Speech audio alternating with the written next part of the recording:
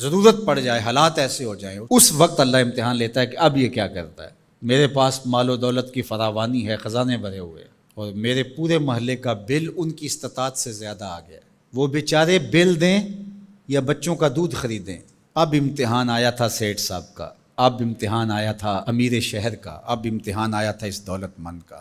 امام شافعی فرماتے ہیں نقص اموال کا مفہوم یہ ہے، اللہ اب پرکھتا ہے کہ اب یہ تجوریاں کھولتا ہے یا اب یہ موقع سے فائدہ حاصل کر کے مزید دولت اکٹھی کرتا ہے۔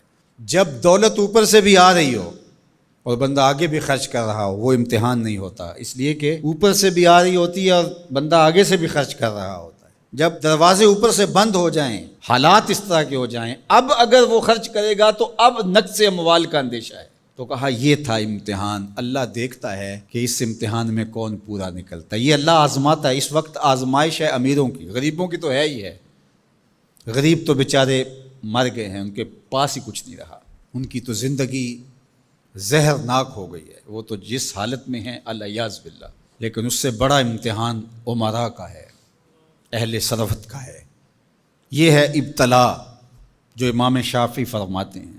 فرمایا اس موقع پر نفلی خیرات کر کے وہ اپنے بھائیوں کو، رشتہ داروں کو، گلی محلے کے لوگوں کو اب کیا وہ مدد کر کے ان کو مشکل سے نکال سکتے ہیں، اور اب وہ نکالیں گے تو انہیں خود بھی ڈر ہے کہ ہم بھی کمزور ہو جائیں گے، ہم بھی ان کی لائن میں کھڑے ہو جائیں گے۔